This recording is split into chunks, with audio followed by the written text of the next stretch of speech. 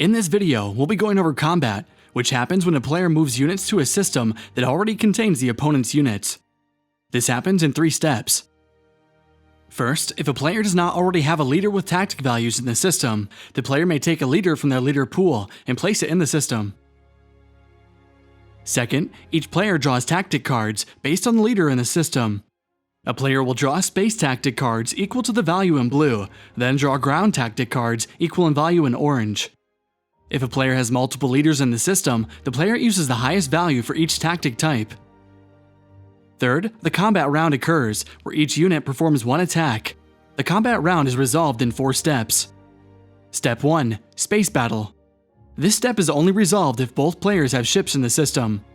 The current or active player first resolves one attack with all of their ships. Then, the opponent resolves an attack with all of their ships. We will explain attack soon. Step 2. Ground Battle.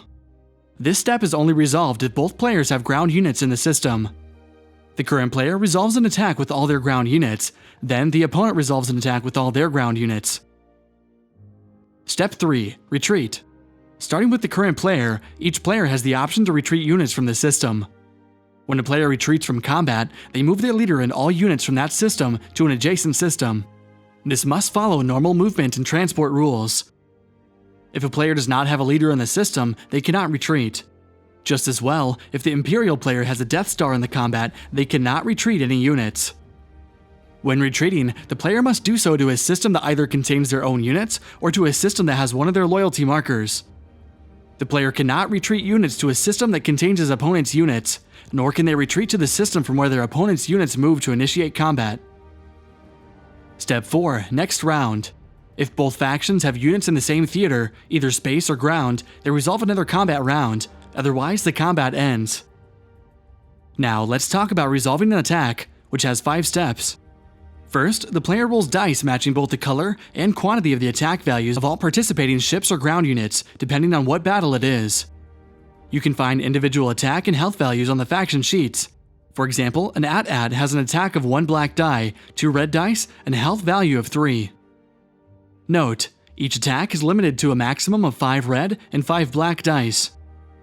In this space attack, the rebel player has 1 Corellian corvette, 1 X-Wing, and 1 Mon Calamari cruiser, so 3 red and 3 black dice will be rolled. Second, after rolling dice, the player performs any number of combat actions, one at a time. There are 2 types of combat actions. First, the player can play a tactic card from their hand, then resolve the ability. The proper tactic card, according to the theater being resolved, must be played. Some of these abilities will allow players to re-roll dice, block and take damage, and more. If the tactic card has this icon, the player must discard a die with that result to use the ability. The second combat action is to draw a tactic card.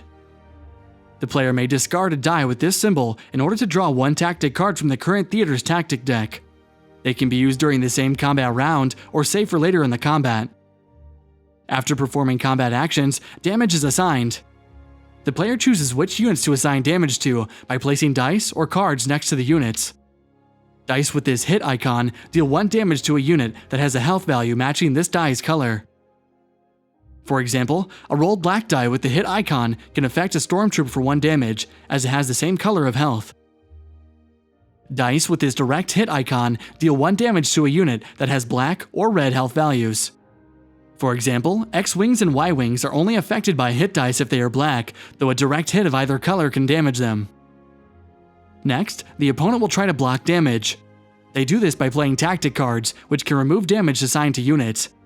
Block damage is then cancelled, and it does not affect the assigned unit. In the final step, units are destroyed.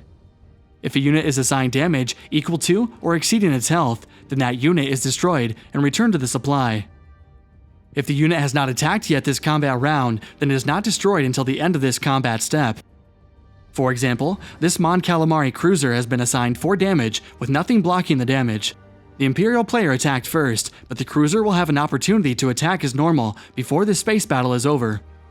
The unit can be placed on the faction sheet as a reminder that it will be destroyed. If a unit is assigned damage less than its health, damage markers are placed under the miniature to track the damage. This remains during future combat rounds and cannot be removed until the end of combat in which they are discarded. In the next and final video in this series, we'll be taking a look at the Death Star. The executive sponsor of this series is Gabrielle Thorne. The high ground sponsors are Quici and Zack Roehr.